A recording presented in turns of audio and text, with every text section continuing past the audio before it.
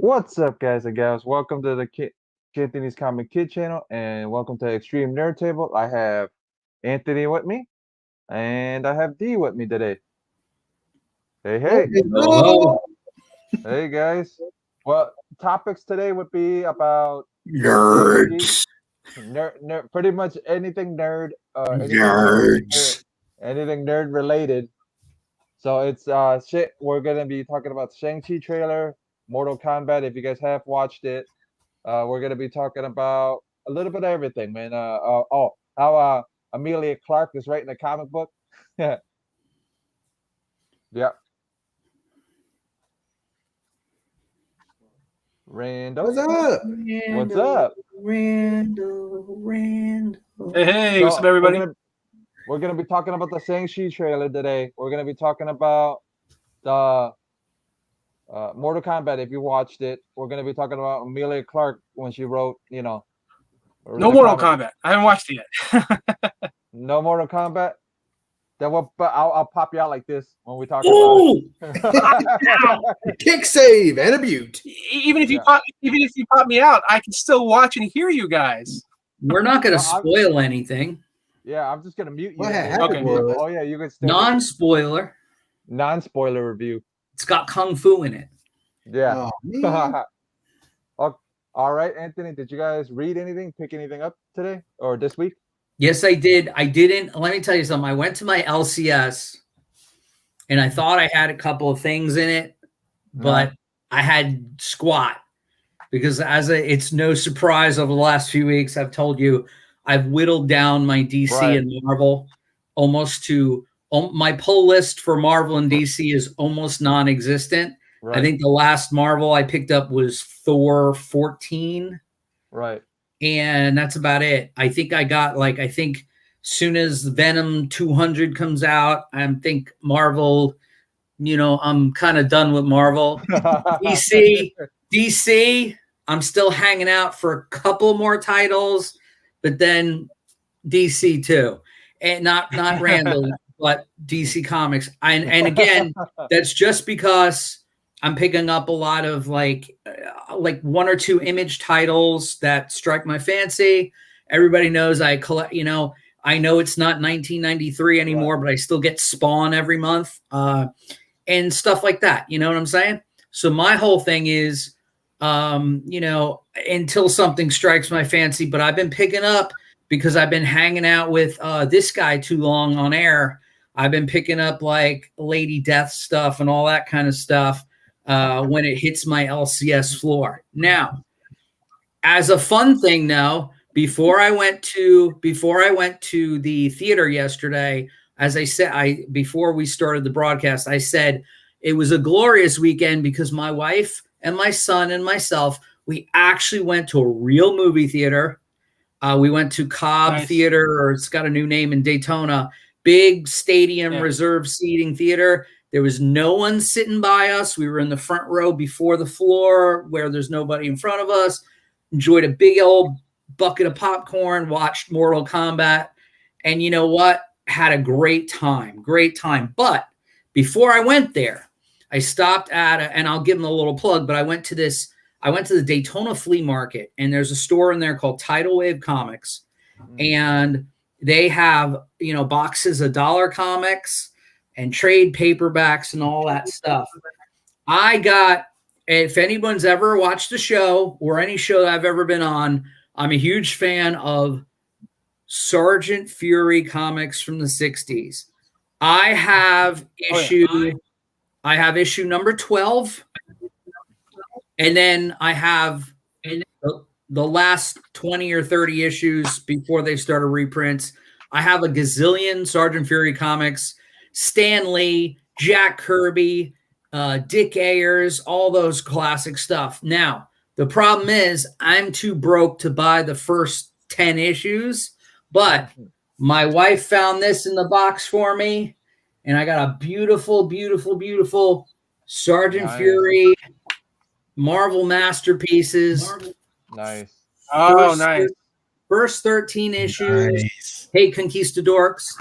And what's nice is every Sergeant Fury I own is newsprint falling apart. Smells great. I love the smell of that 60s newsprint, but Yep. the color's all faded and icky.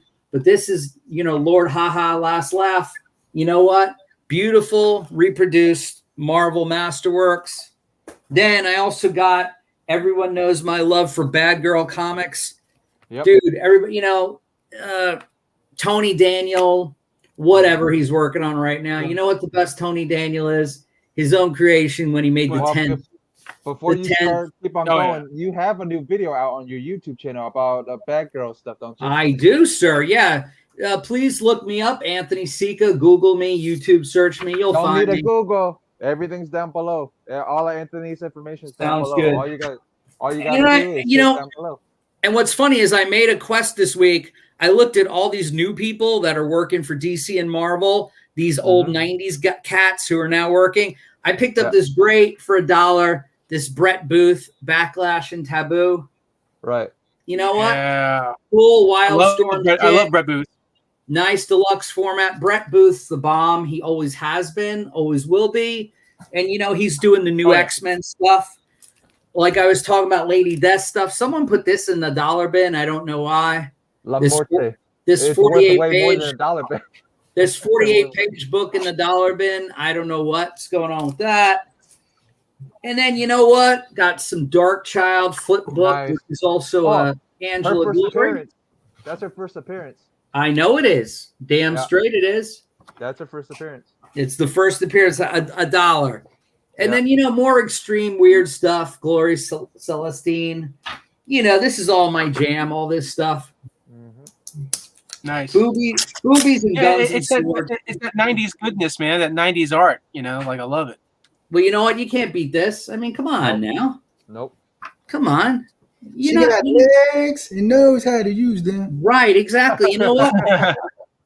And that sort of stuff, man. And, I again, didn't have anything in my LCS, but, I spent $20 this weekend and got 2 trade paperbacks and 15 comics for $20. So, there you go. Funny thing, I was looking for that Dark Child book too. I've been looking for it for a while. Oh, really? Well, I'll go through my box and see if I have another one. Because I might have that already, and I just picked it up just for the hell of it. I don't know. I was I was looking for it. I'm like, I think that's the. And then when you brought it up, I'm like, that's the first. What that is, Jeff, is that's just it's a Glory flip book, and when you turn it over, it's Dark Child 1. It's only 6 pages. It's the first 6 pages of Dark Child 1. Oh, okay. So it's like they printed an ash can before it came out. That's pretty much all that is. So there's a Sergeant Fury I really want. One of my friend's dads, he found some comic books that he had when he was a kid, and he has the one that shows how he lost his eye. I have that. I want that one so bad, but dad's like, I'm just keeping them because they're nostalgic. And I was like, totally understand, but if you want to get rid of that one, I really want it. I may have does not involve a cat though. I may have 2 of them. I have a vast Sergeant Fury collection. Quick story. My granddad, who passed away probably 15 years ago, when I was a young kid, there was a comic book shop down the street from my elementary school. And I used to love Sergeant Fury and Sergeant Rock comics. And he used to buy me Sergeant Fury comics. He used to buy me 1 a week. Well, let's just say when I graduated college or when I went to college, I had a vast collection of Sergeant Fury comics that were in pristine condition, excellent condition, boarded, bagged, all that. However, like most sad sob stories, when I got out of college and I was working in between wives, whatever the hell, I was really down on money and I sold every single one of them. So 4 years ago, I made a vow and I said, every comic convention I go to, every LCS I go to, every whatever, I'm going to look at their Sergeant Furies and I'm going to buy as many as possible. And I have an affinity for Nick Fury and the Strange Tales stuff too, which I'm very happy because I saw that Strange Tales with the first appearance of Contessa Val shoot up in price. And, you know, again, I'm probably paid $8 for my copy. So That's awesome. All right, D. Did you I pick too have a anything up similar this week? vow. what's Well, that? hold on, Randall. D, did you pick anything up this week? I was waiting for those vials he was over here with.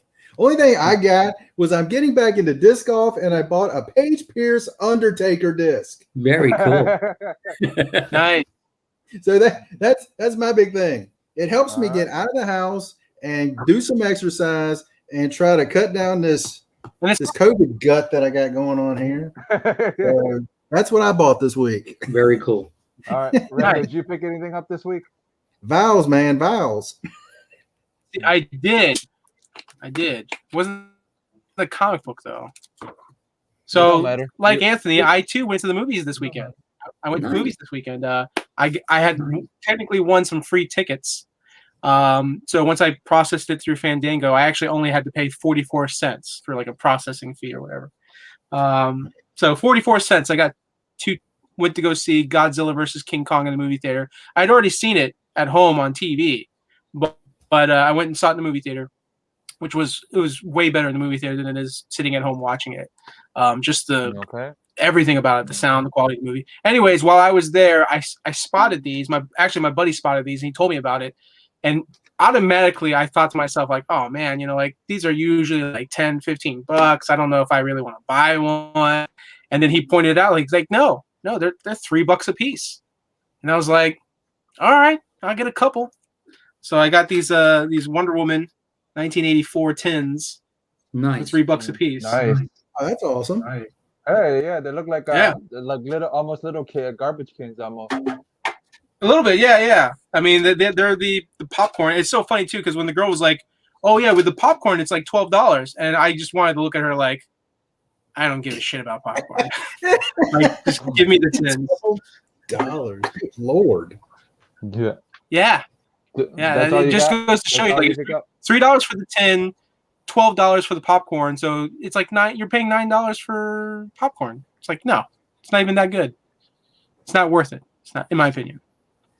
All right, I got the coolest pickup this week and the biggest pickup this week probably. Okay. So I got an AOK from Just a Little Podcast, one of my brothers from our Silver Age Sundays. So here's the what is it? Uh-oh. Yeah. They're gonna flag the channel. Yeah. Pretty much. Yeah. Zerdy. I got this. You better move it quick before YouTube sees it. Zerdy. I got this Zerdy from Just a Little Podcast. I actually finally went to Wonder Water, Randall.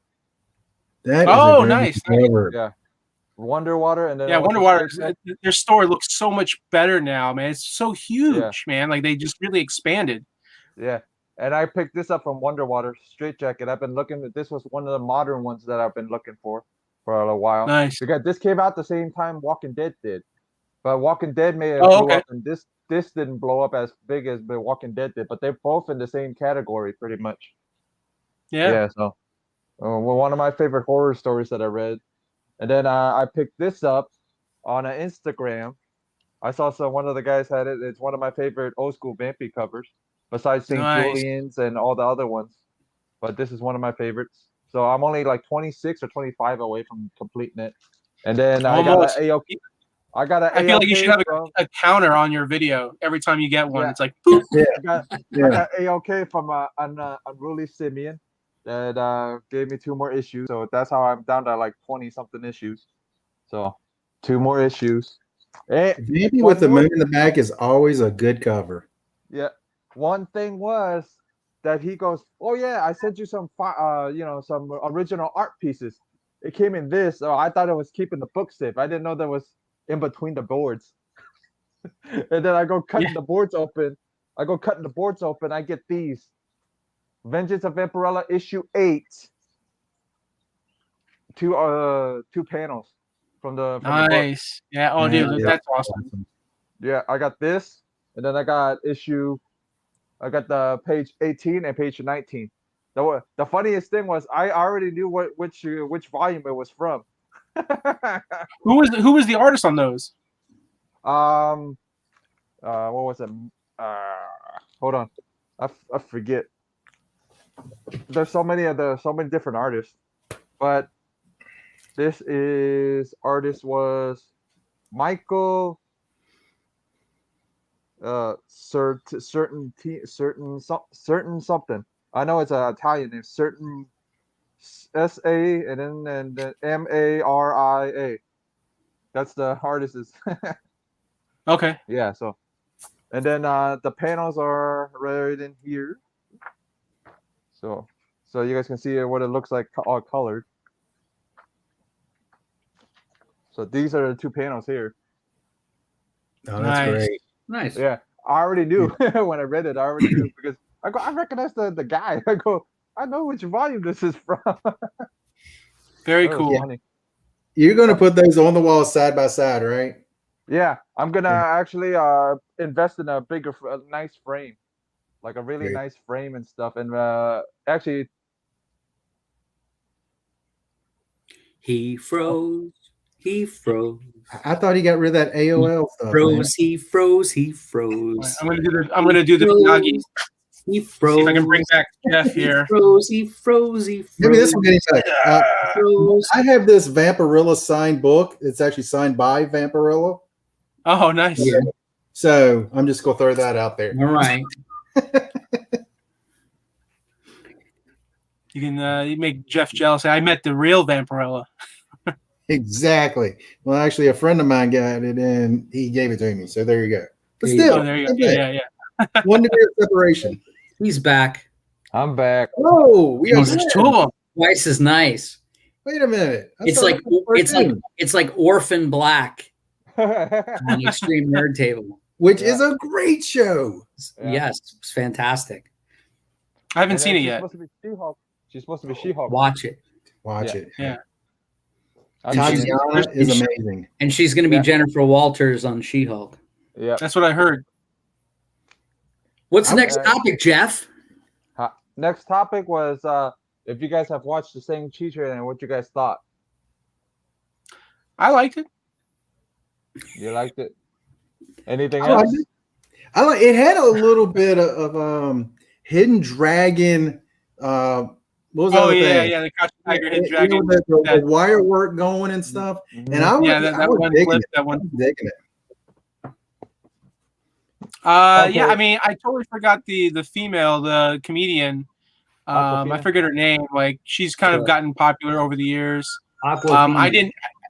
Yeah, Aquafina. oh yeah, thank you. I totally forgot that she was going to be in that movie. Yeah. So like, I think like the action looks good. It definitely has the Marvel tone, like the Marvel feel. Like, you know, when it's so Uh-huh. weird, like just the tone of the films. You can see one film and you see another Alright. film, and I when you got look at it, one you question. just Brandon, immediately. I got one question for you. Yeah. Question for you. Do you think this movie is gonna be for the Asian community for what Black Panther was to the Black community? I think that the Asian community wants that. I think they want that. Will it be as large? It's tough to say. I've already heard complaints, but I mean, this was from not the most reliable, website. But I'm like just- they I were still already want saying that I there's still people want over in opinions China because I'm complaining curious about this yeah. movie. Yeah, I'm curious So- about opinions. That's why. Because Yeah, I'm yeah, not- absolutely. You know what I mean? I'm curious about the opinion. And then, Anthony, what's your opinion about it? My opinion was the trailer bored me. Sorry, Right. I just was bored. It's okay. The That's okay. one-liners and I don't know. It bored me. I could care less. However, like I said before the broadcast started, give me martial arts movies once a week, every week. The Yeah. thing that I think that I heard various reports also, I actually saw some stuff from like Forbes and the New York Times talking about Marvel if they think this is going to be a big movie for China, because they want to make money in think- China. My The biggest last thing, I don't. China needs another martial arts movie made by Westerners like they need a hole in their head. My biggest complaint, and I know this is kind of sound weird, but I didn't like I heard that the lead actor is well known for some Kim's Grocery Store or whatever you said the name of the show was. But my take was I didn't find him very handsome, regardless of what his ethnic background was. He didn't do anything for me on screen. And my segue, and we can get to it later, but I want to talk about real quick. Every actor in Mortal Kombat, the Asian actors doing the karate, especially the guy with the fireballs, these were like really good looking dudes who looked like Bruce Lee, were ripped, and had a very, you guys have seen The Warrior on Cinemax and HBO Max and shit. Right. All those fighters, they're really badass looking. And the guy in Shang-Chi didn't really impress me because he just looked like Mr. Potato fighting. I didn't find, as a heterosexual male, I didn't find him exciting to look at. So I wasn't excited by it. He wasn't doing any Jean-Claude Van Damme kicks. He didn't look like Bruce Lee. And I'm sorry, but I'm used to, forget Marvel 2020, by the way, fuck that shit. I'm used to the Paul Galassi, Mike Zack looking Shang-Chi. So that's what I was looking for. That's what I was looking for in my Shang-Chi on screen, just like the guy who played Iron Fist on TV bored the shit out of me too, because he didn't look like the comic book kind of Iron Fist. So I'm coming at it from a very shallow review, but it just didn't excite me. It looked like a rom-com with some kung fu in it. All right. Okay. All right, D, you're the one that watched it right before we started the stream. What did you think? Fresh on his mind. Yeah, I enjoyed it. I'll be honest, I've never read any Shang-Chi, so I don't know what the comic's about. So that kind of puts me in a box where I'm just a regular person watching something, and I was entertained by the trailer. Right. And that for me, since I don't know the origin story and that stuff, it felt good. I enjoyed it. I mean, like the Aquafina, I don't know her, but I enjoyed some of her comedy there.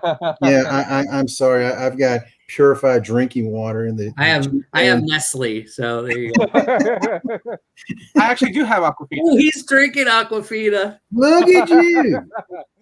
Now we know he's got the money around here. Now if I was the one drinking my mom, it'd be money. but I don't know. I mean, I enjoyed it. I thought it was fun. I'm going to see where it's going to go. Towards more people that don't know who he is more than anything. The movie is geared towards the people that don't know who he is. Oh, of course. But for the people that know who he is, it's a little bit. It's all right. I swear to God, though, if Kevin Feige is trolling us again, and he's like, "Guys, you're going to like the Mandarin this time," and then it turns out he's not the Mandarin, I'm like, "Feige, you son of a bitch, you did it again," But can I take a different take on this though?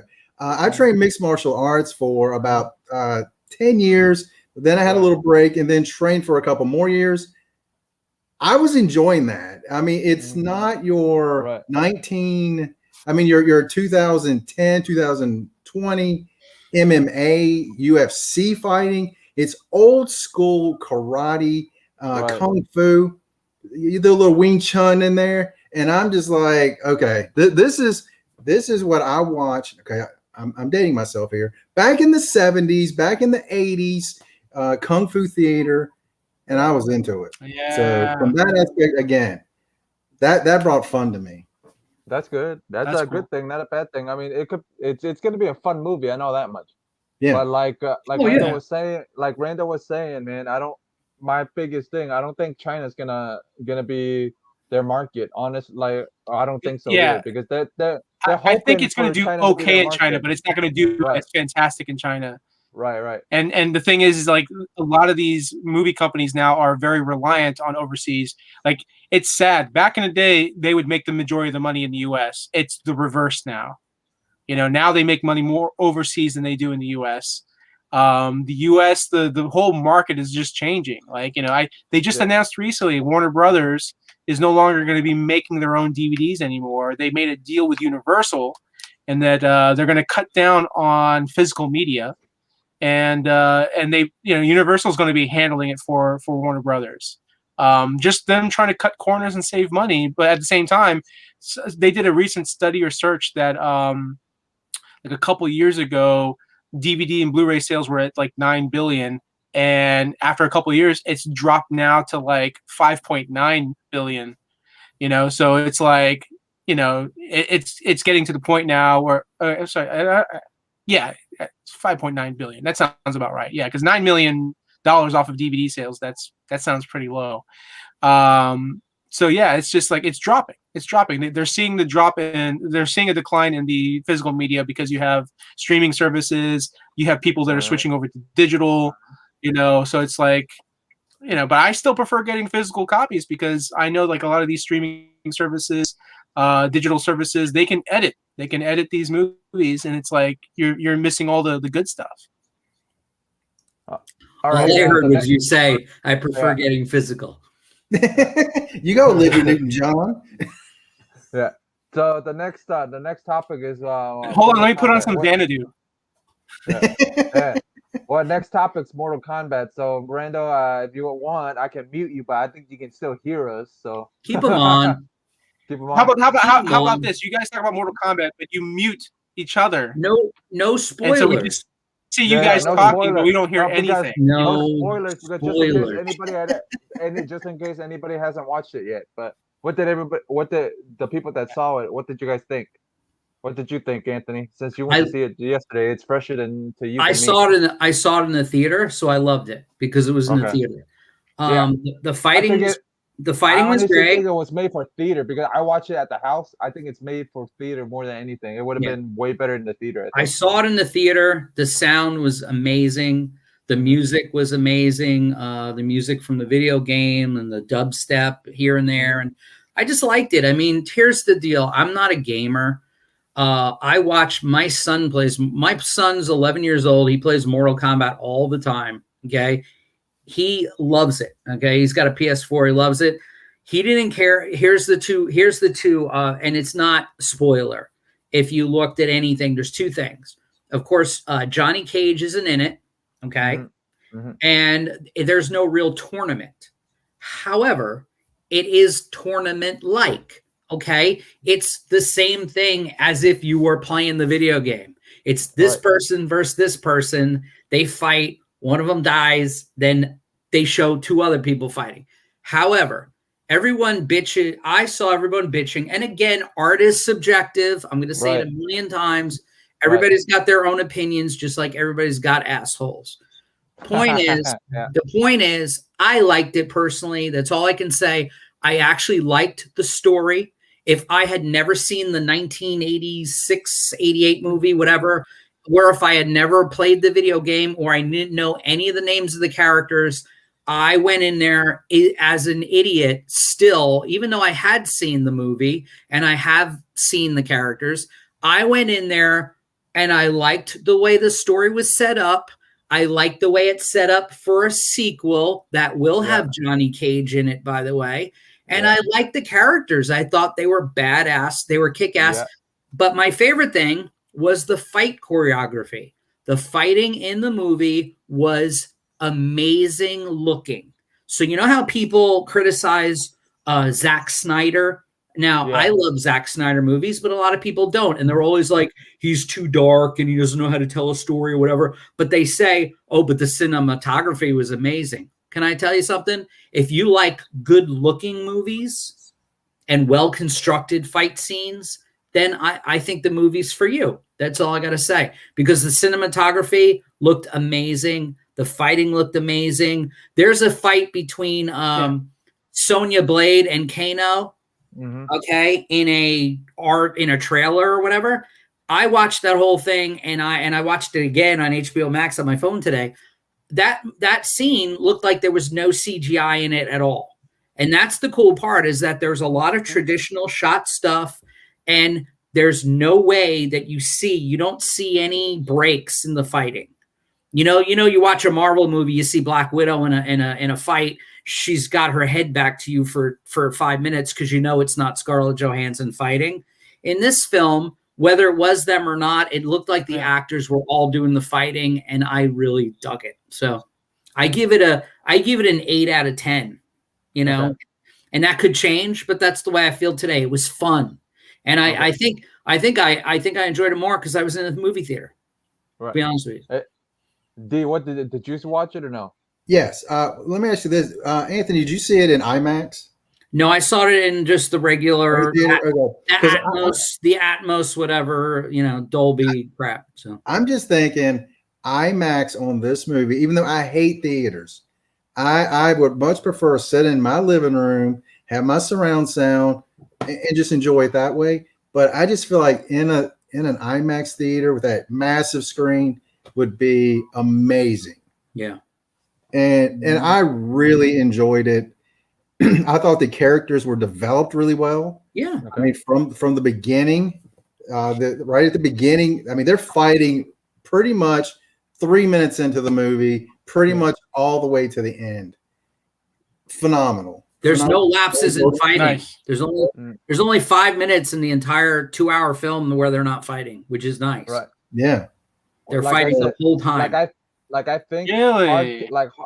hardcore Mortal Kombat fans are gonna not like it, but not hardcore fans are gonna love this movie, but hardcore fans are not gonna love it, because I think I watched it at the house on HBO I mean, Max, I will say this. Yeah, I will say, like, I did see like the first 5 or 7 minutes, because they released like the first 5-7 minutes before they released the film. So I saw a little bit of the Sub-Zero and Scorpion before they became Sub-Zero and Scorpion, and just visually, like you said, Anthony, it looks great, just the way it was directed, the tone of it, the way it flowed. I'm like, how can people just turn around and be like, oh, it was bad, I think a lot of the people that are saying that it's bad are very much overhyped, for the film. Sure. And I'll tell you one thing. I think a side-by-side comparison, you take that film and you compare it to the original Mortal Kombat from the mid-90s. When you compare them side by side, when you compare them side by side, like this one to me clearly is better. Just because it's just more character development, more just the way everything is done production wise. Visuals, even like the thing, would you say it's safe to say that the fighting and the choreography is better than the fighting and choreography in the first film, right? Way better. Better. Yeah. I also like the and I love the first one. I love it. Sure. The actors and actresses chosen for each role, I thought was really, really good. Yeah. People are hung up on nostalgia too, which we've talked about in the past. I mean, that's like comparing Tim Burton's Batman from 1989 to the worst Christian Bale film of Batman, whichever one that is for you. But the truth of the matter is, I mean, let's face it, like the movies are night and day for every reason. I mean, let me tell you something. I love the Batman 1989 by Tim Burton. In 1989, when I went and I saw it, in my senior year of high school, and I saw it 20 times probably since then. But it still was made in 1989, and it pales in comparison all the way around compared to the worst scene in any Christian Bale Batman movie. Or Ben Affleck. Fighting words now. What? I thought The Dark Knight Rises was pure garbage from the beginning. I thought that was terrible. Yeah, well, I think it grows on you. I think it's one of those movies that'll grow on you. But again, I'm just comparing. And I took some antibiotics and got rid of it. I'm just comparing movies to movies. Okay, movies to movies, production, story, and again, that's a time thing. things don't age well. Mhm. Batman Returns with or whatever with Michelle Pfeiffer and Danny DeVito, I think stands the test of time a little bit better. But the first Batman with Jack Nicholson, that was the greatest movie in the world when I saw it, and now I can't watch 10 minutes of it without falling asleep. But that's just the way time, things stand the test of time. And that's what I'm saying, that first Mortal Kombat movie, when I saw it in the theater the weekend it opened, and I thought it was cool and I loved it. But then, but I've seen it on HBO or cable since then, and it's, it doesn't hold up well. And I think though that people are set in stone in their mind about, well, I was 18, so this Def Leppard album is the greatest album that ever came out. When like I in said, reality, it's not. hardcore Mortal Kombat fans are gonna hate this movie. Yeah. But not hardcore fans are gonna enjoy it. You know what I mean? Gonna love it. Okay, But I will say hardcore I still like the original Mortal Kombat. Annihilation, I think, is absolute terrible. Yeah, absolutely. Yeah. We all But the first one, I trash. still enjoy. Oh yeah. Yeah. First one, The second, but I will say this though. I think the second one, when it comes to some of the action scenes, some of them, not all of them, but some of them, they match up with, like, in my opinion, the first film. As bad as the second one is, I loved seeing Scorpion and Sub-Zero fight in that second film. It was fun.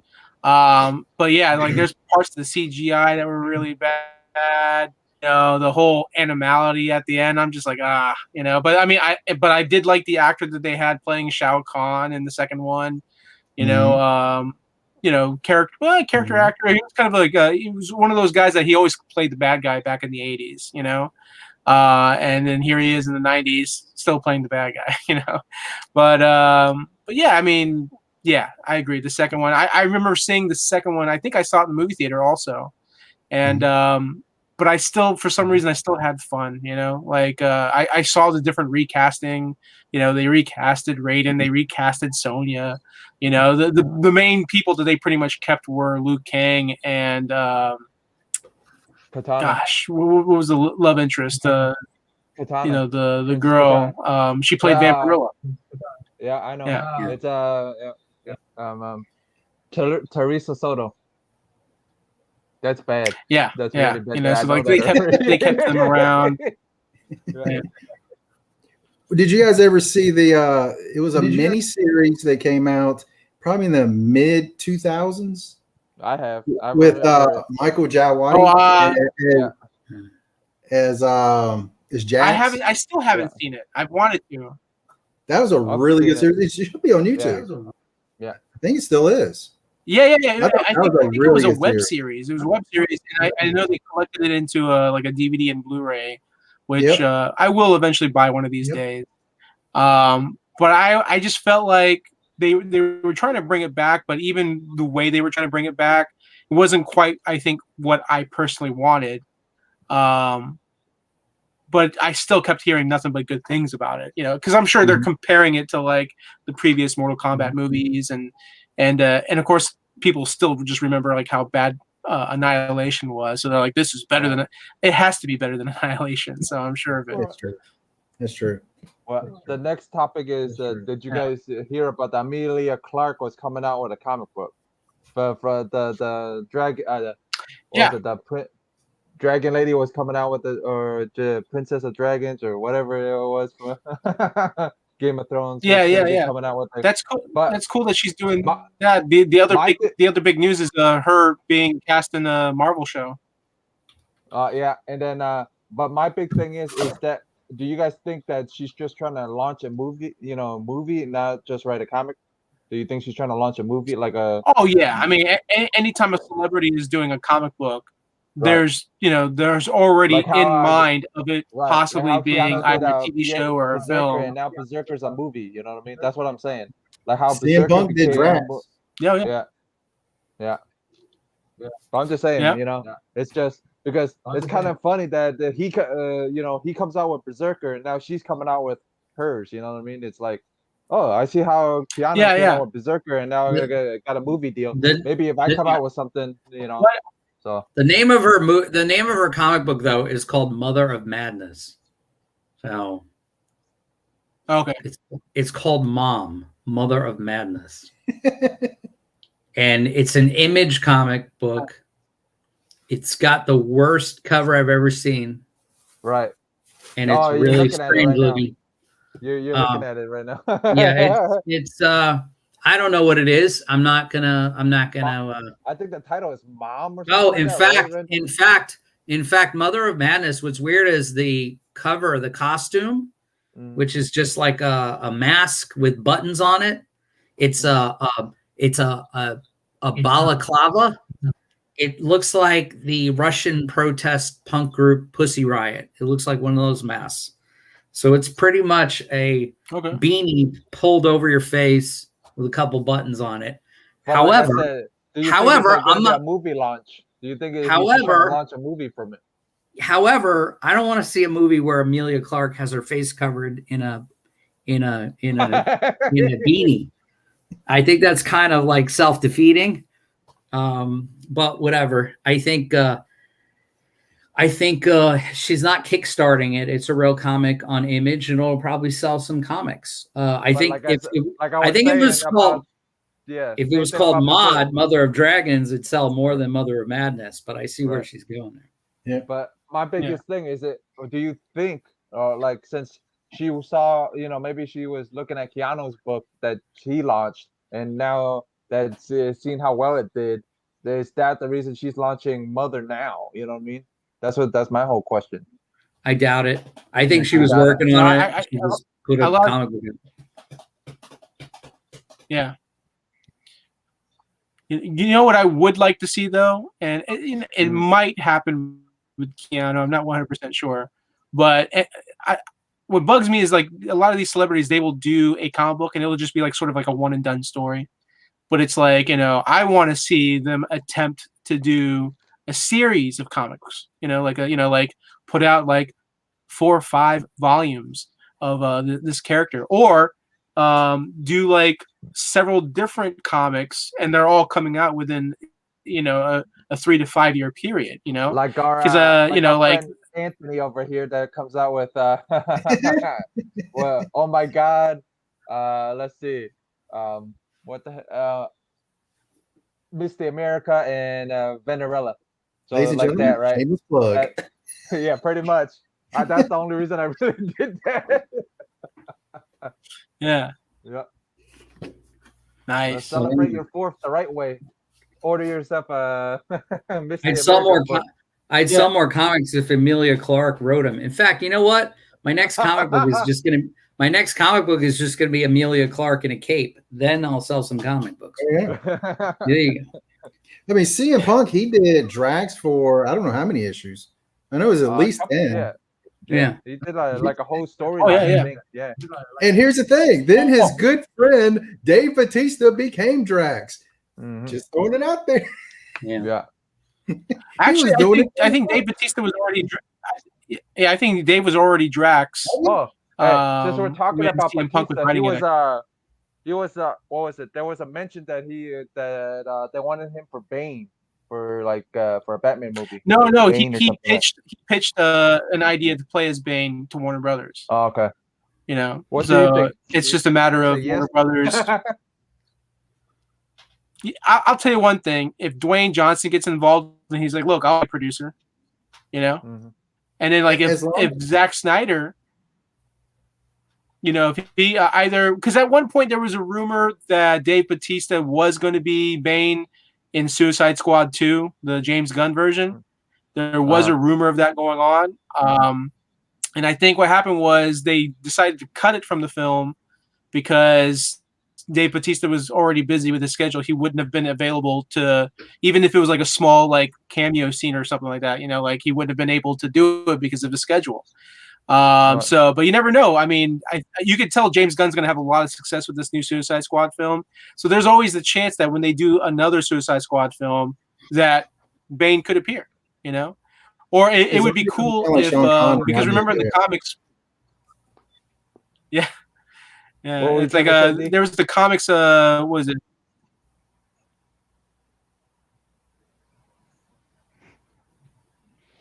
Yep. D, what were you trying to do? What were you trying to say? Before Rando interrupted you a little bit. No, I interrupted him by accident. I apologize. Oh, okay. No, I was just gonna say, as long as Bane doesn't sound like Sean Connery, I'll be okay. So I thought that Oh was yeah. Yeah. It's but yeah, no, Bane was also part of the team, the Secret Six. And so I think it'd be cool, like if they did a Suicide Squad film where they introduced the Secret Six, and like I don't know if they had to like fight the Secret Six or they had to team up with the Secret Six or something like that. Like that would be kind of cool for a sequel idea for the Suicide Squad if they wanted to do that. If James Gunn wanted to do that, I think that would be a lot of fun. But I mean, we'll see. We'll see. I mean, like I think as soon as Black Adam comes out, if Black Adam turns into a $1 billion film like Aquaman, if it makes that kind of money, if it does, Dwayne Johnson's just going to walk into those Warner Brothers offices and he's going to tell them to shut the fuck up. I'm going to do things my way. I'm bringing my boy. Yeah. He's like, I'm bringing my boy Zack Snyder back. We're going to do the Snyderverse. It's going to be on HBO Max. That's fine. I don't give a shit. But, because he really badly wants to do a movie where he's fighting Superman and he wants the Superman to be played by Henry Cavill. So it's like he really, really wants to do that. And G-Man, can you smell what Black Adam is cooking? He's gonna walk in and say, "Shut your mouth and know your role." Yo, I was in the Suicide Squad, but you were born in it. Henry Cavill. I can see him. Will never be Superman again. They can't even get him for a lunchroom scene in Shazam. What happened to Shazam, by the way? Did it just disappear? No, they announced Lucy Liu will be the villain for the sequel to Shazam. Oh yeah. I forgot about that. Yeah. Whatever. I'll be dead by the time these movies come out. I think I'm gonna be dead before Black Widow comes out. Yeah. They were supposed to come out 3 years ago. Back in my day, they said Black Widow was coming out. Yeah. By the time Black Widow comes out, she'll be alive again in the MCU. Oh yeah. Played by Scarlett Johansson's granddaughter. Played by Robert Downey Jr. Robert Downey the Fourth. Did you see Did you see some crazy people put up a billboard in LA or Hollywood asking for Iron Man to be brought back from the dead? Tony Stark. What the fuck? I have to say this. I saw that. And you know what immediately popped in my head when I saw that was money. You see a bunch of Marvel fans, right? And they see Zack Snyder's Justice League appear on HBO Max, and you just see like a bunch of them. They're all sitting there. They're like, So a bunch of Marvel fans got together. He's like, well, it worked for DC. It worked for the Snyder Cut. He's like, why don't we give ourselves a shot? Why don't we try it? And Disney was like, Robert Downey Jr. is going to come out with Dolittle 3 by the time Iron Man comes out. Disney went ahead and hired Kevin Costner to reprise his Jonathan Kent role, and he just walks in front of the fans, and he's like, just waving no. Like, I didn't really get killed by that tornado. Saving the fucking dog, by the way. One of the dumbest scenes. Mm-hmm. I love Snyder films, but God, that was the dumbest scene ever. Yeah. That was really dumb. We're talking about the next topic is Chloe Grace Moretz being Dr. Aphra, supposedly. Chloe Bennett. Not Kick-Ass. Shield Girl. Hit Girl. My bad. She would be terrible as Dr. Aphra. No. My man. This reminds me of a character on SNL. This reminds me of a character on SNL. The character on SNL, played by Bobby Moynihan, he would take all these news events and he would get them crossed. You know, like that should be your thing, Jeff. That should be your thing. There it is. Yeah. No, Rando screwed me up. Rando actually you're gonna be like, hey guys, did you hear who's gonna be the new Captain America? Howard Mackey. Howard Mackey is gonna be the new Captain America. Howard Stern. I mean, I don't. And then, supposedly, the CW Bob has Mackey. so supposedly, CW has that Powerpuff Girl show coming, so she's supposed to be like with one of the Powerpuff Girls too. So it'd be interesting. Chloe Bennett. Yeah. Oh yeah. But I hate the. Chloe Bennett's in it. Yeah. Chloe Grace. No, I'm sorry, Bennett. Chloe Grace. Chloe's, yeah.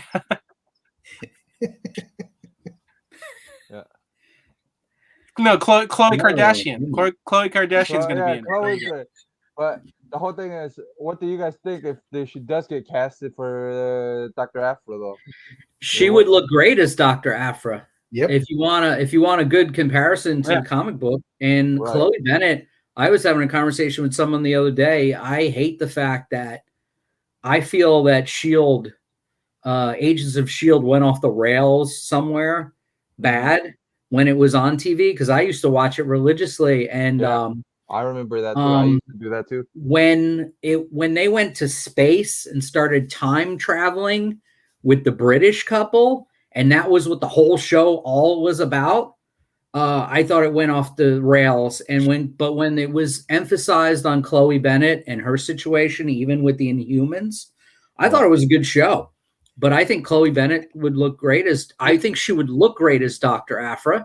And also I think she's got some chops as an actress, because besides her superhero stuff, and I don't know what she's doing on the Powerpuff Girls, but she's done some indie movies and things like that. So she apparently has some acting chops, and she looks good. So whatever. Okay, you said, because I didn't watch very much of Agents of S.H.I.E.L.D., but you said they did time travel with a British couple. Yeah. Are you sure that wasn't Doctor Who? No, but the girlfriend and boyfriend, the scientists. Oh, their name escapes me. Yeah, me too. Oh yeah, but was it Fitz and Simmons? Fitz and Simmons.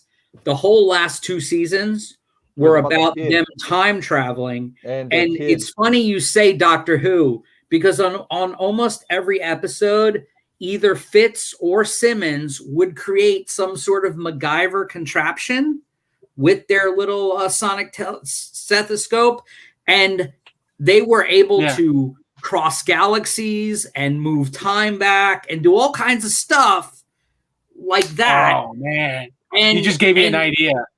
And the problem is that just like some Doctor Who episodes, you have no idea what happened. You just accept that it happened at the end.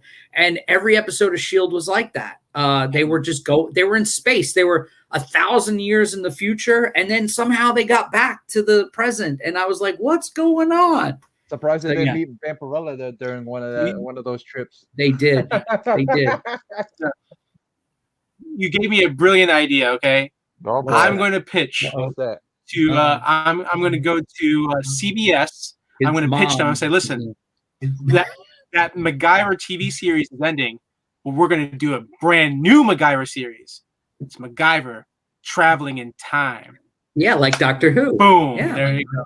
Yeah, because with a piece of gum and a staple, he could fix the TARDIS with a piece of gum and a staple. Because let's face it, when Doctor Who does the levers, they don't actually tell you what they're doing. It just works. Yeah. Let's get Stone MacGyver in Egyptian times. Wait a minute. Got something here. Stone Cold Steve Austin to be the host, to be the star of the show. And instead of calling it Doctor Who, we'll call it Doctor What? That's a wrestling joke. Yeah. What? It's funny to me. Stone Cold Steve Austin one better. Is playing Dr. Aphra. I could do He puts on a wig, just turns around wig. dramatically. No way. Oh, Chloe Grace. Hey, before you get on another pitch, getting back to Dr. Afra, do you think they're going to put Vader in it then? Maybe. I mean, who would you think? Or maybe I think he'll make an appearance. baby Vader? I'm thinking cameo. So yeah, Cameo Jamie the will be group. on I will that, say this though. Word up. I will say Word this. up. I've heard that. I have heard that Hayden Barbed wire. Christensen will be appearing on Obi-Wan. Who? I did Who? hear that. Hayden Christensen. Hans Christian He, Andersen? I have blanked that out of my entire brain, and now you put it back in. What? Hey, Christensen. He's gonna be at the beach. I had the whole it- thing over here. I was The talking about whining Christensen Vader, Slater. like people were talking about. Christian I was talking about Slater. Christensen The Slater. whining Vader. It's gonna be Mr. Robot and Dr. Afra.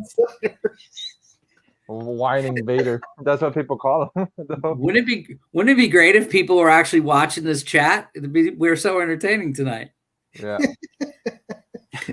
Yeah, Hayden Christian Slater. We can go back to that skateboard movie he did way back in the 80s, which was awesome.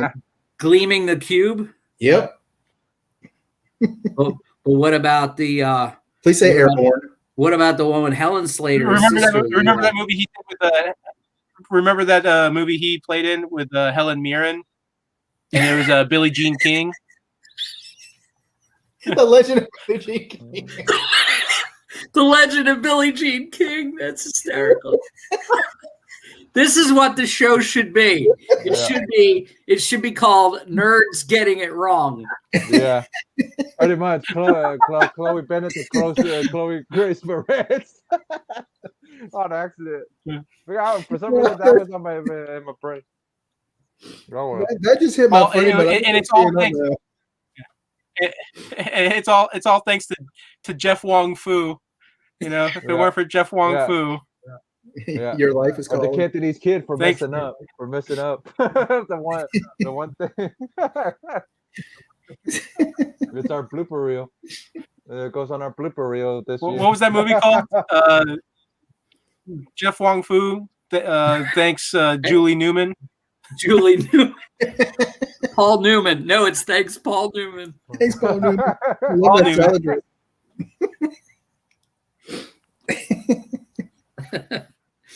All right. Well, So glad we're entertaining ourselves. Right. Yeah. What are you guys gonna be up to this week, anyways? What are you up to? Before Rando, did you get any of the Batman? Was it Fortnite stuff? Did you hear how DC released it though? How they released it on the order form? How they released issue 1, but when issue 1 was supposed to be released April or something like that. So or how did they release it? Because they released 1, but and then they put all 4 on the same release form, right? Or order form or something like that. No. You know what I'm What talking- had happened was they had put it on the FOC, and I think a lot of people didn't order it, and so they put it again on FOC, and they maybe like worked a little extra hard to promote it and let people know like, Uh-huh. hey, you know, we've changed the date, so now you have another opportunity to order more, so that you didn't Right. miss out on it. So they did that. So essentially, they kind of pushed it back a little bit, and then when they did put it on the FOC, I think they tried saying right away like, "Oh, it's sold out," you know. So like, we're also putting the FOC. We're putting the FOC for issue 1 and for issue 1 second print, I think, or the second print was the immediate following week. Well, what I heard, Tim was telling me that they screwed a lot of the LCSs though, because the way they did it, where they released 1 or something went wrong or something another. Yeah. So, Listen. This is why I do the FOC every week. This is why I do it every week, because if they make any changes to it, I'm there the next FOC to catch those changes and put it in the orders. So I had no issues and I had no problems. Even Scott, I talked to Scott from Read More Comics. Yeah, but that's Scott ordered that. Oh yeah. I I mean, saw certain how- LCSs. Yeah, I mean Yeah, that's the certain thing is like there's certain LCSs they're not checking the FOC every week. The way some of them do the ordering, they do an initial order. When you do the initial order, you're ordering all of the books for that month. But if they add any new books, if they make any changes, Right. they put the changes in the FOC. You know, Right. so if you don't check the FOC, the final order cutoff, if you don't check that, Right. you know, then yeah, you're going to get screwed. You're going to miss out on some Right. books. That used to happen to me with Diamond. I've heard some. You know, when I would sometimes Marvel was putting out like a right. But my thing was funny thing was I went to a couple of LCSs, or I went to a couple of stores. I've heard like horror stories this week, just from that book by itself, like how one LCS. Well, no, because you know what? I'm trying to tell the you story have here, you have local comic stores, right? Sorry, go ahead. Hold on. But what I heard is there's a dad that even came in or almost got in a fist fight with a damn store owner because of not having one or overcharging for one. But that's certain LCSs that do things, you know what I mean? That's not all LCSs, you know what I mean? But whatever. Right. Well, I mean, the thing is like, you know, here's the thing. If you're a store owner, you can change the prices, you can do whatever you want with the product that you sell. You know, it's you know, each store can, you know, they have the right to do that. Right. You know, if a customer wants to buy the book, they could have pre-ordered the book. When now, if you pre-order the book and you pay for it in advance, you know, like, you know, and then the person tries to tell you like, oh, sorry, I canceled your order. Here's your money back.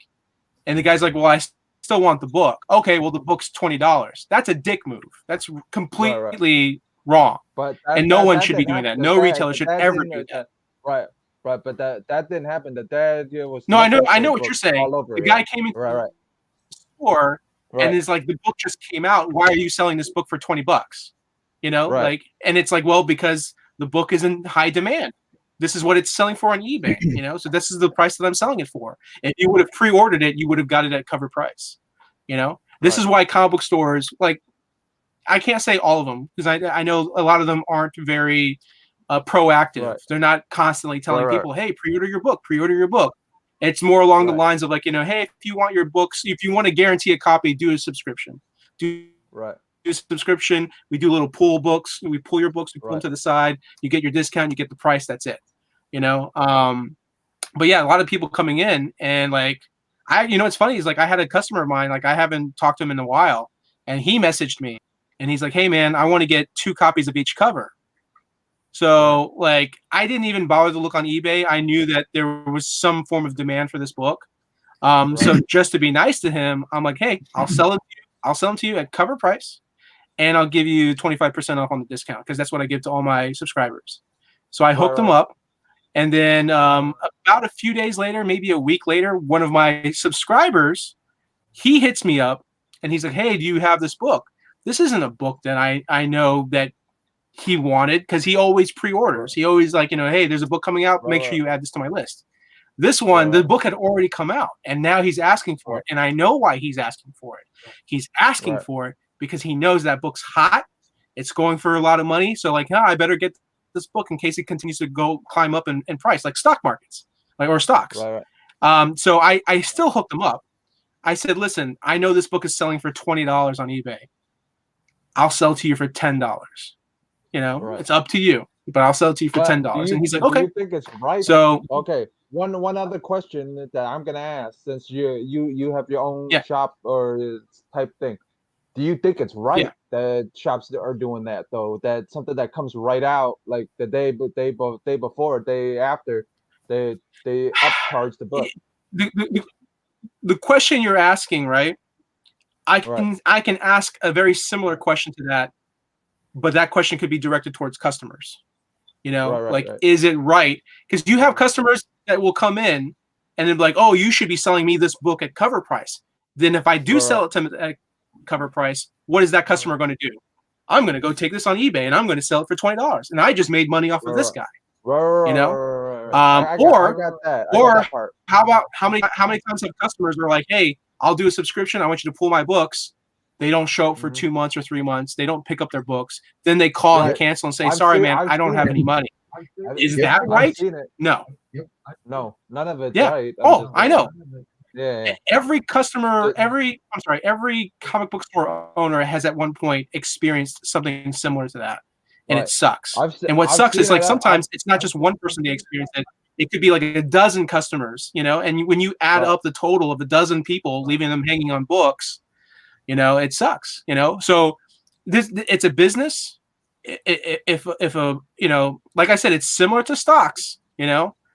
So it's like, you know, if something is popular, if something is selling for a higher price, and you know you didn't pre-order it, you didn't ask for it before it came out, and all of a sudden, you know, like you know, yeah, whether the comic book is new or whether the comic book is old, it doesn't matter. You know, if the, you know, like you have back issues, you have books that came out 20 years ago that, you know, like I was selling that book for $3, but then all of a sudden it got really popular because it has a first appearance character and it's gone up to $20. And there's a customer going to come into the store and say, hey, that book, you were selling that book for $3 last week. Now you're selling it for $30. I don't think that's right. What are you talking about, you know, like this is comic books, man. You know that if a comic book is hot, popular, it's going to go up, you know, and like, you know, store owners have a right to do it, you know, but it's all a lot of it is based on how you do it. And also, most importantly, it's about customer service, and it's about explaining to the customer, like, you know, a store owner, they can be assholes. There are store owners out there that are assholes. Like, they don't give a shit at all about the customer. They're like, hey, this is a business. Take it or leave it, you know?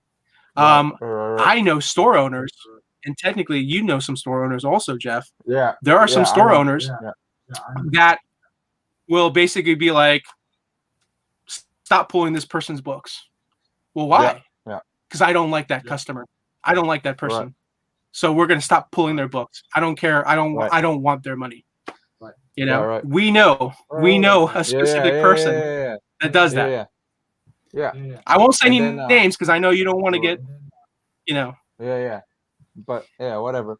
But, Brandon, let me ask you this: since you own a shop, how often are books that if someone doesn't pick them up, can you even sell 2-3 weeks later? Because I'm thinking a high percentage of them are really almost unsellable if you can't sell them that first week.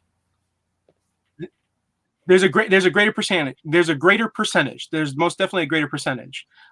Because what it is perfect example is the Three Jokers story, right?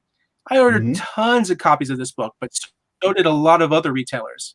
So if you don't sell that book within the first week, you know, because everyone's got this book, everyone is selling this book at this point, you know, so this book is easy to get anywhere you go. You know, you can walk into any comic book store and be like, hey, I need issue 1, 2, and 3. Got them, you know? So it's like, you know, like that's the thing is like when books will get super popular like that. So yeah, if you don't sell it within the first week or 2 weeks, it's going to sit in your back issues. You're going to be holding on to it for a long time. Unless, of course, there's a movie and then there's a character that's in that book and all of a sudden the speculators are blowing it up, then everybody, the demand for it is back. You know, it's returned. The demand is returned. And then eventually you get to sell it again. You know, but like, but yeah. Yeah, that's the exception to the rule. Yeah, I agree. And one of my friends, he had a shop and he had this one guy that would come like every 2 months. He would always come every 2 months.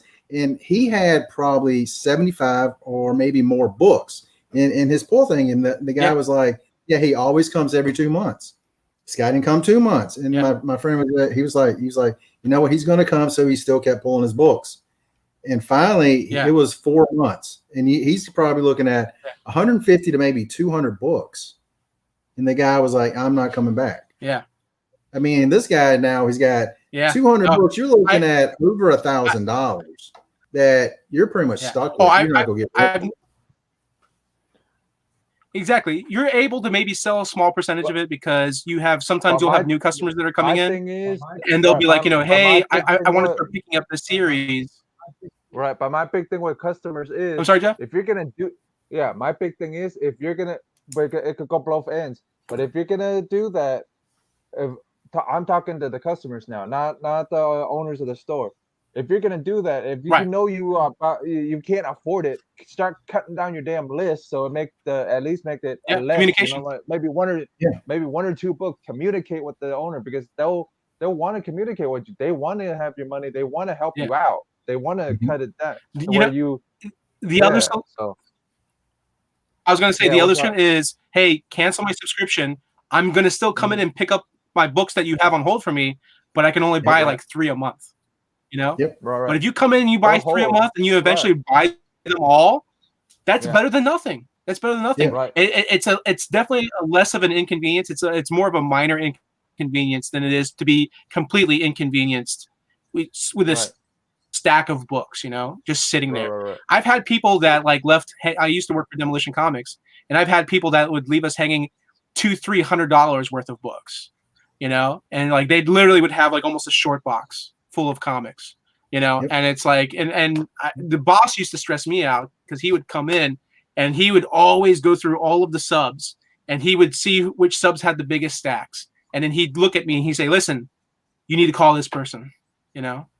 And I sometimes had to explain to him, like, hey, man, those books that you see in their file, that's just 2 weeks worth of books. This person is a big customer. This guy drops a lot of money, you know? So, like, I try to tell the boss, like, listen, give him 1 month to 2 months. But after, like, 2 months, then that's when you need to start, like, stressing. That's when you need to start sweating, you know? Because, I mean, sometimes things happen. They go on vacation. They get busy with work, you know, like, or, like, an emergency happens, so they, you know, they don't have the money right now because they had to put, you know, they had to get their car fixed. But, you know, once they have the money again, like within a month or two, like boom, they're back on top of it, you know. So everybody is different, but I can 100% agree that it's very important for customers to communicate with the business owners. They have to understand. That's the thing is too, is like when it comes to comic books, there's so many people that don't understand how the business operates. They don't understand how the business works. It's like they think it's like magic. They think like, oh, you have a business, that means you have a lot of money. No, I'm sorry. I can't. There's very few comic book store owners that have a lot of money. And I didn't meet this one guy, but I talked to the employee. When I went to Metropolis, Illinois for the Superman celebration, I stopped at a store in Kentucky. And the guy said, you know, like he said the store owner, you know, like he has like a full-time job, you know, 6-figure job, you know, like he makes good money. He's rarely at the store. He needs someone to run the store for him because he has to be at his job. And he basically says that, you know, the store's not really making a lot of money. He just does the store because he loves comic books, you know, and he has the money to afford it, you know. So like that's the thing, is like there's stores out there where people do have the money. They're not making a lot of money. They just, you know, they make plenty of money from their other job. And this is more of it's a business / hobby. It's something fun for them to do because they love it, you know? Right. Like even my comic book business, like I don't have a lot of customers, you know? I'm losing money because a good chunk of it's going towards shipping costs, you know? Shipping costs takes away from the profit margin of the books. And then for me to compete with other retailers in the area, I'm having to do big discounts like them. So that even shortens the profit margin, you know? So the smaller the profit margin, like, you know, imagine like people are like, oh wow, how much do you get paid an hour? $10 an hour, $9 an hour, $8. That's like, oh, that's so little, man. That's so little.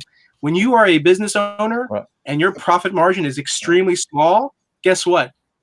That person is making like $2 an hour, or they're making $3 an hour, you know, and it's like it's way below minimum wage, you know. So it's, you know, and it's not like comic book store owners have hot books every month. You know, it's not like, you know, there's a hot book from Marvel or DC that come out every month. Where they can. I was just curious what your opinion was about the damn Fortnite book. That's all. Oh yeah. Well, like, like, yeah, but it's like Scott from Read More Comics. Like, he told me he ordered 1,000 copies. You know, and he says he was so busy. Yeah. He jokingly was like, "Hey, I can buy a boat now." You know, because to think about it, if he has 1,000 copies and he's selling them all for $20 a piece, it's like $20,000 right there.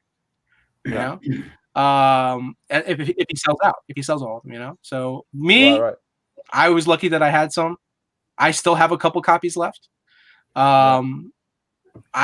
didn't order enough of number 2, you know, so I had to let like one or two of my customers know, like, hey, I might not have any copies for you because you didn't order number 2, and someone has already now officially ordered number 2. So, huh? I said you said number 2. Yeah, I did. All right. Number 2. Are we going to go Austin Powers? We're going to go Dr. Evil? Well, so what's I might. Well, since we're going on an hour, since we're going on an hour, I'm gonna call it. So, what you got going on, Randall? So I finally you know how everyone has a cell phone. Well, I finally bought a second cell phone. The second cell phone is for the business. So what's great is in the next month or two, I'm planning to put all of my business accounts, like Comic Book Collectors League, Blank Variant Comics, I'm going to be putting it on that phone. I'm going to be slowly setting everything up so I can be advertising and, like, you know, going through boxes, showing off comics, selling books, doing deals. So the business is going to be getting promoted and pushed very, very, you know, in the next couple months here, like pretty big. So, you know, you can find me at Blank Variant Comics. You can find me at Comic Book Collectors League. That's a Facebook group that I do. And that's about it for right now. Okay. What you got going on, Anthony? I'm finishing my 6th issue of Oh My God. It'll be out in about 2 weeks. And then I'm going to find Superman and kill him with a big kryptonite spear. Yeah. And then Is that Ben Franklin? I might even have my own TV show on HBO Max with Ben Affleck. Again, release the Affleck cut. And by the way, besides wanting to ask Randall if he bleeds, I thought we were amiss tonight. I have to say, I'm very saddened by the idea that we never brought up Captain Falcon and Bucky. We never talked about that. We didn't talk about Ben Affleck getting his own series. Yeah. We could have went on about Amelia Clark. Yeah. But Chloe, whatever met Kardashian. Chloe Kardashian. It's going to be on. Chloe Chris Moretz thing. She's going to be on. She's going to be on. She's going to be on Dr. Quinn Medicine Woman. Yeah, Dr. Quinn Medicine Woman. Trust me, I had more topics, but that just that just screwed us up. So. Well, that's because you asked Randall a question tonight. Yeah. You had to ask him about Fortnite. Yeah, and he told us his business. He told us his business plan for the next 4 years. Mm-hmm. But no, honestly, no. I have I'm finishing up my issue 6 of Oh My God. If anyone listening or in the universe of the interwebs wants issue 1 through 5 and issue 6, they can just fucking direct message me, man. Direct message me on Instagram, on Facebook, on the Twitter, or on my YouTube channel. And that's actually what I want to say. Please go subscribe to my YouTube channel. Just look up Anthony Sica on YouTube. Don't need to look up anything. Everything's down below. If you guys are watching this video, everything's down below. Just hit the link down below to Anthony stuff. But I do come up high in the searches. So if you just type my name in, you'll get me too. Yeah. But again, I'm trying to get, I'm brand new. I have 91 subscribers. I'd like about 250. And I'm doing a new video on Tuesday.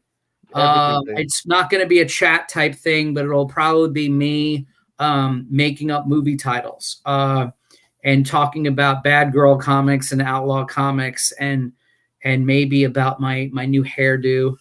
But please subscribe to me on YouTube and also check me out every 9 p.m. on Sunday on the Extreme Nerd Table. Okay. Check me out every Sunday, 9 o'clock on the Extreme Nerd Table. We want to get Cantonese Comic Kid. If he put a capital C and a capital K in his name, he'd probably get more subscribers. But it's only that first letter. That's it, man. And if we did more shows like this, but yeah, come on, everybody everyone watching this right now, and everybody included, please take care of Jeff. Hit that like button. Please tell your friends, neighbors, house pets, tell them to watch, because every cat and dog that watches this show still counts as a subscriber. In fact, go home and make up 10 fictitious Gmail accounts, and every single one subscribe to this channel. All right? Because Cantonese. So let me get this straight. Yes. All right, let me get this straight. Let me see if I heard you correct. Okay. Yes. Make sure to get the Anderson and follow the Siamese comedian child on YouTube. Right? Did I get that right? Yes. And this show is not made for children. It's just run by children. It's not made for them. Yeah, it's run by kids. It's not made for kids. All right, D, you got anything going on? I am trying to, hopefully this week or next week, I'll be back to my my podcast, hopefully, my origin stories. So hopefully I can get back to it this week, and because I had some family issues this past week, and I don't know exactly where that's going to go. So hopefully. Yeah. And then after that, I'm also setting up the Johnson show that Hialeah has been doing with their sports. Right. And he said he's not gonna be able to do it. He said, Daryl, can you take it? And I will. We'll start doing baseball players, our favorite players by position. First base, second base, third base. No, 69. Position. Who's on first? What's on second? I don't know. On third. And so I'm looking forward to doing that. Playing some frisbee golf. With any luck, my friend here, also known as my big gigantic belly, will be slowly disappearing. Fingers crossed. And apparently, what Jeff has been saying all night, that all of Anthony's information that I have, because he's been pointing down at me all day, so I don't have his information properly. So I will be Googling that. No, it's actually. So look me up on Instagram, and maybe I'll have Anthony's information for you. All the Anthony's information is down in the description below, guys. All of our information is down in the description below. So if you guys want to subscribe, like our channels, our Instagrams, it's down. It's pretty much. I don't see it. It was great meeting you. Description below. It was great meeting you. Description below. It was nice meeting you, man. I'm not talking about D, man. I'm talking about the stuff down below. You got. I'm not talking I about know. But I know we're fooling around. But all right, guys. All I got going on is the Kitty's Comic Wednesdays, Extreme Nerd Table, and Silver Age Sundays is either going to be on Cookie's channel or on a little podcast channel, Jim's channel, or mine. Just keep a bell on for Silver Age Sundays. You never know. And the comic book with G Spot's channel is going to have the Nerdy Collective show is going to be coming back eventually. And then the time of the month is the Miss G show. So all those shows are coming back eventually. I'll be on, but not the time of the month show. That's Miss G shit and Miss G thing. But that's Miss G show. Baby. Yeah, the Miss G show. But everything else, just keep a bell on, keep the notifications on. To just down below.